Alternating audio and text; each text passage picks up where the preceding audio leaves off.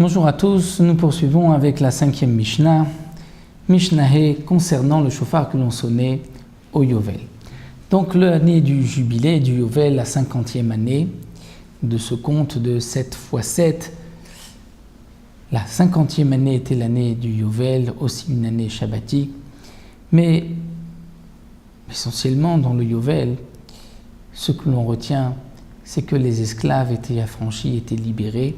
Lorsqu'un esclave juif, un homme, se vend, et que ensuite il décide, il veut, malgré les 6 années passées chez son maître, il veut rester plus longtemps, on va lui moissonner l'oreille, comme c'est marqué dans la Torah, dans Parashat Mishpatim, et il restera chez son maître jusqu'au Yovel.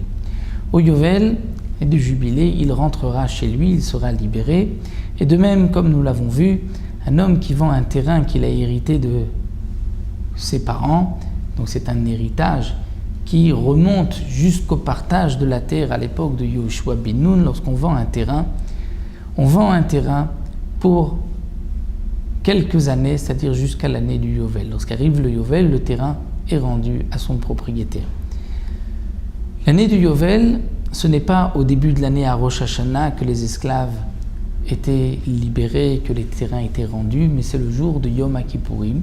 Et on sonnait Yom Kippourim, le chauffard, pour proclamer « Voici maintenant le moment où les esclaves vont être libérés, où les terrains vont être rendus ». Comme nous l'avons vu dans la première Mishnah, on apprend la sonnerie du chauffard de Rosh Hashanah du Yovel, mais aussi celle du Yovel de Rosh Hashanah par une Gzera Shava.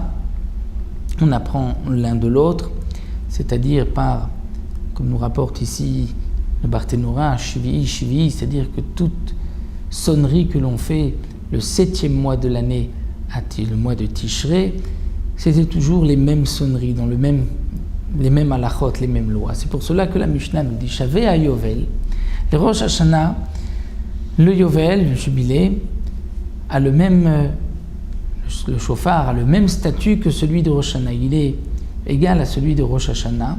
L'itkiya, par rapport donc à la tkiya, la sonnerie du chauffard, le Yovel, c'est comme Rosh Hashanah, que l'on allait sonner avec une corne qui était normale, c'est-à-dire allongée et qui n'était pas courbée, puisque ce n'est pas un jour de prière, de tfila, c'est-à-dire, bien sûr que c'était Yom Kippourim, mais on ne sonnait pas comme les jours de jeûne, pour se soumettre ou pour prier, mais uniquement pour proclamer. Donc c'est pour cela qu'on prenait une corne simple, une corne droite.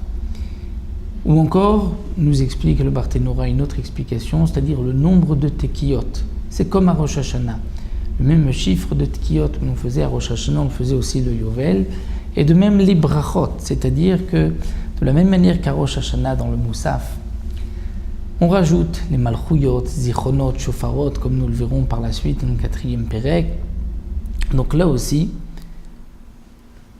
le Yovel, on devait, dans la prière de Yom Kippourim, rajouter aussi malchouyot, zichronot, shofarot, comme à Rosh Hashanah. C'est ce que la Mishnah nous enseigne ici, les brachot pour les bénédictions. Rabbi Yehuda Omer, Rabbi Yehuda n'est pas d'accord et dit Rosh Hashanah tokim beshel zecharim. À Rosh Hashanah, on sonnait avec des shofarot, des cornes de bélier. Donc des cornes de bélier qui étaient évidemment courbées.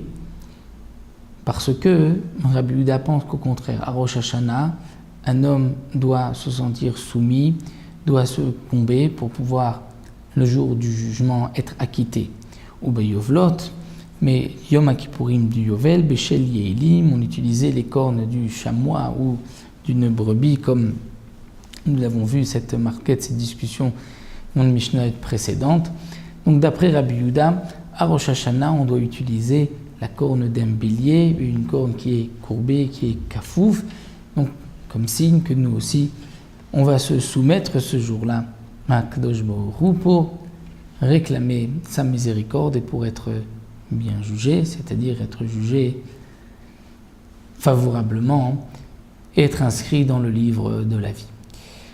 Voilà, nous nous arrêtons ici. Dans la Mishnah Vav, nous verrons quel est le din d'un chauffard qui s'est fendu, qui s'est cassée, qu'on a recollée, est-ce qu'on pourrait faire fondre de la corne et fabriquer dans un moule un chauffard comme avec toute la belle apparence qu'on rechercherait, ou la grandeur, ou kafouf? Est-ce qu'on pourra le faire? Ça, nous le verrons dans la Mishnah Vav, que la corne doit être d'origine, et on ne peut pas ni la coller, ni aussi la faire fondre pour fabriquer un autre chauffard. Ça, nous le laisserons, nous le verrons dans la 6e Mishnah.